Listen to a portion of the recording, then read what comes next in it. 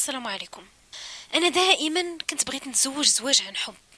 يعني داك الزواج ديال العائله، ولا الزواج مثلا ديال انك تعرفي على شي واحد مده ديال شهر وانه يتزوج بك، ما كنتش كنامن به. وهذا الشيء كنقول لكم، كنعاود لكم من خلال داكشي اللي وقع لي. ودابا راني عرفت الخطا اللي درت. داكشي علاش ما بغيتكمش تلوموني على الخيانه اللي غادي ندير. انا خوتي عارفه راسي درت خطا كبير كبير بزاف ولا يغتفر، خصوصا هاد النوع ديال الخيانه اللي غيصدمكم. بزاف منكم كتسمعوا على الخيانه اللي كتوقع بين الراجل يعني راجل ومرته. مثلا شي مرة كتلقى راجلها يعني في كيتكلم مع شي وحده في الواتساب، ولا مثلا كيتلاقى معاها يعني بتخبيه. يعني هاد النوع ديال الخيانات. ولكن اخوتي، الخيانه اللي كتخان فيها يعني وسط الدار اللي انت عايش فيها ومع لوسك، هنا فين كتكون المصيبه الكبيره. يعني شي حاجه ما عمرها وقعات. انا صراحه ما نكذبش عليكم، هاد الشيء صراحه ما عمرني شفتو في المجتمع ديالنا. ولكن لقيت راسي وللاسف داخله وسط من هاد الشيء بلا حتى ما نحس. راكم عارفين البنات كيكونوا كيتعلقوا دغيا، وتيكونوا اي راجل كيتعامل معاهم مزيان وكيتعامل معاهم بطيبه ويتهلا فيهم، كيولي كيبان ليها مسكين هذاك هو الراجل، وما عمرها نهائيا تقدر تتزوج بشي واحد اخر من غيره. ايوا هادشي اللي وقع ليا البنات مع لوسي، وغنحكيها لكم من الاول حتى الاخر، حيت عارفه بزاف ديال الناس غادي يلوموني. وانا كنعترف بالخطا ديالي. انا عرفت بزاف الناس غيقولوا لي بلي انا ما مزياناش وما تستاهليش ديك العائله اللي دخلتك لدارها. انا عارفه صراحه ديك لي كومونتير كيفاش غادي يكونوا، ولكن انا جايه نتحدى كل شيء، وغادي نعاود على هاد المصيبه اللي درت بيديا باش حتى انا خوتي نرتاح. حيت ما قدرتش نحكيها لشي واحد، يعني شي واحد اللي قريب ليا بزاف، خفت لي ياخذ عليا شي نظره خايبه، وما غاديش نكون عارفه رده الفعل ديالو. حيت داكشي اللي درتي البنات راه لا يغتفر، وصعيب بزاف بزاف ان يتقبلوا اي واحد. والحل الوحيد اللي عندي هو انني نبارطاجيه معكم في الانترنت. هذاك الشيء علاش رسلت لكم القصه ديالي باش تعاودوها في القناه. ايوا المهم يا البنات، حمزه كنت كنموت عليه، كنت كنتسطى عليه، ما يمكنش انني نتفرق عليه. تعرفت عليه من يامة الليسي. اي واحد في الليسي كان كيعرفني راني مع حمزه، وكيعرف بلي راه عندنا علاقه قويه بزاف، وما كاينش شي واحد اللي يفرقنا، لدرجه انني بقيت معاه في علاقه لمده يعني تقريبا ديال سنتين. وانا كنت كنتعلق اخوتي فين نتفلق. اي واحد كان كيتعامل معايا مزيان ويدافع عليا، وما تيخلي حتى شي حاجه يعني تضرني. لدرجه هي البنات يعني ملي كانت كتصب الشتا، كان مسكين كيجي عندي بالموتور ديالو وكيجيب لي مسكين المضل وكيديني معاه. ايوا صافي كان تيقول لي انا عارف بلي الشتا راه ما كتعجبكش حيت كتخسر لك زعما شعرك. المهم انا اي حاجه ما كتعجبنيش كان مستعد انه يحيدها باش انني نعيش انا مزيان. وشوفوا يا البنات الهضره وحلاوه اللسان اللي كانت عنده.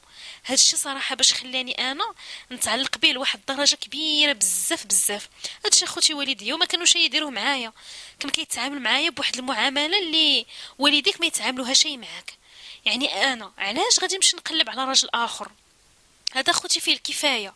الحاجه اللي كانت كتعيب حمزه هو ان السيد ما كانش باغي يخدم، كان باغي غير يدور ويتسارى، يمشي للصحاب صافي وما يدخل حتى لوحدة الليل. المهم اي حاجه كيتعامل بها معايا مزيان، ولكن العقليه كانت عقليه فاشله. السيد ما بغيش يخدم، ما بغيش يدبر على راسو، باغيها بارده. حمزه البنات كان كيعاود لخوه كلشي عليا، وخوه كان كيعرف عليا كلشي، ولكن هادشي ما كانوش كيحكيو لوالديهم. ولكن اي كبيره وصغيره يعني كانت كدوز بيني وبين حمزه كان خو عارفها.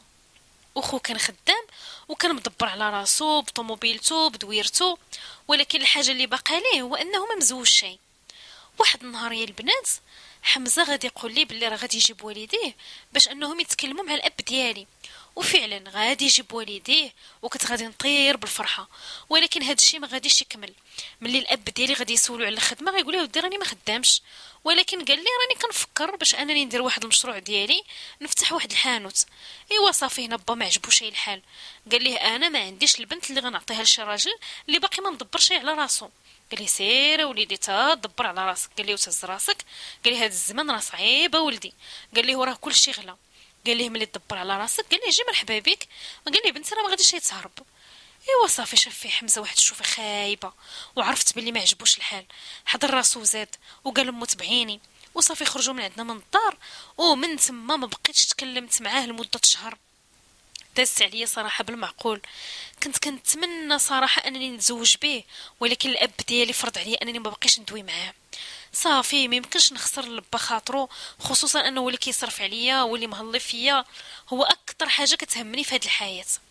واخا حمزه كنت كنموت عليه صراحه، ولكن راه ما يمكنش يتقارن زعما مع الاب ديالي، راه با هو كلشي. ايوا صافي تدهورات الحاله ديالي بزاف بزاف، وليت عايشه في واحد الاكتئاب كبير.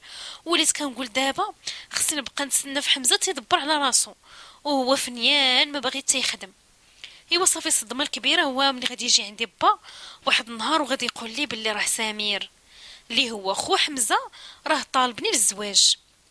عرفتي البنات بلي هما راه تكلموا مع بعضياتهم، وحمزه قال لي شغلك هذا، قال لي سير تزوج بها، انا ما بقيتش باغيها. ايوا داكشي علاش خو غادي يجي يتكلم مع الاب ديالي، وانا صراحه ما كنتش باغا وكنطلع عليه الدم، ولكن بابا ضغط عليا وقال لي صافي السيد راه كيدوي معقول وراه بعقلو. حسن قال لي من خو، قال لي بغيتي بخو، قال لي خو باقي غبرهوش صغير، قال لي خصك شي واحد اللي يكون فايت الثلاثينات بنتي شارب عقلو، اللي غادي يتهلا فيك السيد بطوموبيلته، قال لي بدارو ما خصو حتى شي خير. ايوا صافي خوتي انا ما قدرت نقول والو يا البنات، خصوصا وانني ما غاداش في القرايه ديالي مزيان مجلجه. قلت صافي هذا هو الوقت اللي نتزوج فيه انا وندير وليدات.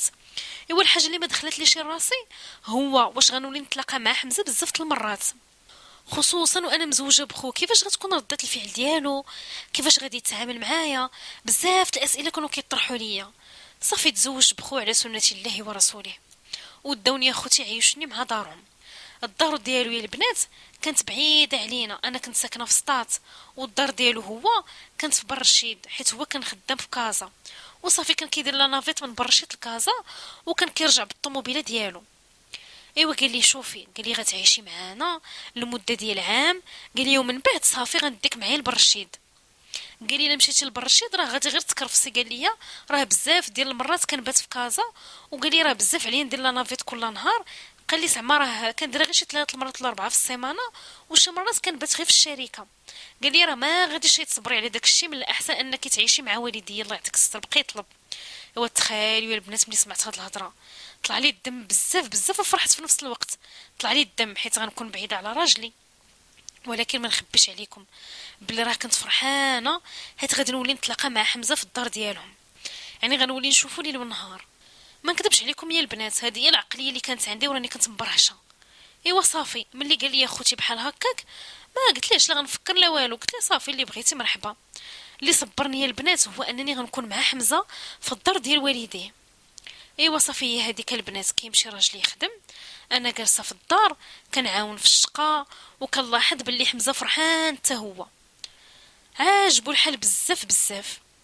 يعني ملي وليت كندور حداه صافي ما بقيتش بعيده عليه، وما بقاش يعني خصو انه يتصل بيا ونهربوا على بابا ونبقاو نتخباو، ولينا كنتلاقاو بزاف. صافي والديه ما كانوش كيطلعوا للسطح، وكنا فاش كنبغيو نتلاقاو يعني ونتكلموا كنا خوتي كنطلعوا للسطح. تما ما كانش نهائيا اللي صدعنا، كنتكلموا في المواضيع اللي بغينا، كنت عايشه بخير وعلى خير، لدرجه ان راجلي كان كيتصل بيا كل نهار تقريبا وكيقول لي ياك ما قنطي، ياك ما عجبكش الحال، وتيقول لي انا راني وصيت حمزه زعما باش انه يجيب لك اي حاجه بغيتيها. كان كيثق في خوه ثقه عمياء. ولكن ما نخبيش عليكم باللي خوه راه مازال كيبغيني، وهذا الشيء صراحه ما عرفوش خوه، حيت كان قال لي صافي غير تزوج بها، انا راه ما بقيتش باغيها. ايوا صافي هاد الشيء قالوا لي بلي قال لي هاد الهضره في لحظه غضب، قال لي زعما ملي برت بقيت كنتفكرك كنطلب الله باش انه يجمعني انا وياك شي نهار. وسبحان الله هاد الشيء قال لي تحقق. ايوا صافي هنا كيف ما قلت لكم يا البنات ما بقيتش حاسه براسي بلي راني كنقنات ولا شي حاجه، كنت فرحانه بزاف بزاف في دار والدي، حتى ما نمشي معاه لبرشيد. ايوا صافي لدرجه انه ملي قال لي واحد النهار واش تمشي معايا، قلت لها ودي لك انت مازال زعما ما مستقرش ومازال ما مرتاحش، قلت لها غير خليه هنا، قلت لها راه ما عنديش مشكل غير نبقى هنا. ايوا خلي صافي واخا. وملي كنا كنطلعوا للسطح الجاره ديالنا هي البنات كانت كتشوفني دائما مع حمزه يعني في الفوق، كنضحكوا بزاف وضاحكين وناشطين مجمعين، وبينه بزاف بلي العلاقه ديالنا ماشي علاقه ديال وحده مع لوسها. في العطله ديال العيد الصغير راجلي غادي يجي من برشيد، غادي زعما يجي باش يشوف والديه ويشوفني حتى انا. وملي جا صافي دوز معنا تقريبا واحد يومين. ايوا النهار الثالث غادي يبان لي السيد حط الطوموبيل ديالو قدام الدار، مشات لعندو السيده كتكلم معاه غير من الزاج. وبقاو كيهضروا لمده ديال نص ساعه تقريبا. انا الصراحه توسوست بزاف.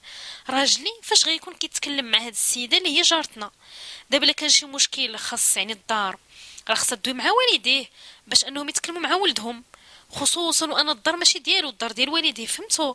صافي انا تما بقيت موسوسه بزاف بزاف، وكنقول هاد السيده اشنو بينها وبين راجلي، علاش مشات لعندو كتكلم معاه؟ صافي بقيت حاضيهم نترجم، دوات معاه لمده تقريبا ديال شي ساعه نقول لكم بحال هكاك. غير تحركات السيده هزات راسها للشرجم وانا نبان ليها، هبطت عينيها ومشات بحالها. يا خوتي راجلي طلع طال عليه الدم كافر، ما بغى يقول لي والو. كنقول ليه مالك تي ما كيبغيش يتكلم معايا. صافي عرفتي البنات باللي راه شي حاجه ماشي هي هذيك. ايوا هو ما كانش في راسو باللي انا راني شفتو كيتكلم مع الجاره، وانا متاكده باللي راه قالت ليه شي حاجه. صافي السيد بقى جالس لمده ديال نص نهار، عاد جا فتح معايا الموضوع. قال لي شوفي، قال لي ديك العلاقه اللي بينك وبين خويا، قال لي راني عارفها، قال لي وعارف باللي نتيا مازال كتبغيه ومازال حتى هو كيبغيك. قال لي شوفي يا بنت الناس، قال لي هادشي راه ما غاديش يصلح ليا. قلت له غير قول لي دابا، قلت ليه شكون اللي قال لك هاد الهضره من الاخر؟ قلت ليه جيني، قال لي ماشي مشكل شكون قال لي زعما. قال لي المهم عرفت. ايوا صافي قلت ليه لا غير قول لي زعما شكون اللي قال لك. صافي السيد قال لي ماشي شغلك، قال لي انا دار لي كاميرا، قال لي انا داير كاميرا في الدار وما بغاش يقول لي بلي راه الجاره هي اللي حكات ليه كلشي. قال لي انا اللي جبتك لداري، راه قال لي حتى خويا علمني بلي راه ما باغيكش. قال لي ولكن باش تبداي تولي دايره معاه علاقه من ورايا وانت مزوجه بيا وانا في دار غفلون، قال لي انا جالس نصرف عليك وانا ما جايب للدنيا خبار، قال لي هادشي راه ما نبغيش. صافي بقيت اخوتي كنبكي عليه، قلت لي لا عافاك ما باقيش نعاود هذه والتوبه. قال لي صافي ملي تغادرتيني مره راه تقدري تغدريني مره وجوج وثلاثه. قلت لي صافي الله يعطيك الستر ديني البرشيد والله ما باقي ما نعاود. قلت لي هذه والتوبه. قال لي صافي غتمشي لدار باك. ايوا من تما يا خوتي وانا في دار با. دابا خوتي راني ما عرفتش صراحه كيفاش نكفر على الذنب ديالي. انا غلطت غلط فادح جدا، وصراحه بيني وبينكم ماشي بوحدي اللي كنتحمل المسؤوليه ديالو. لاش اصلا مزوج بيا وهو عارف بلي كنت على علاقه معاه، سمع مع خوه وتمو جات خطباتني زعما قبل، جات زعما باش تزوجني ولدها الاول حمزه، وعاودت رجعت باش تزوجني ولدها الكبير. يعني حتى هما كيتحملوا جزء من المسؤوليه زعما ولا لا؟ انا شنقول لكم؟ ايوا كانت هذه اختي هي قصتي، وكنتمنى منكم تنصحوني وتقولي دابا شنو غادي ندير.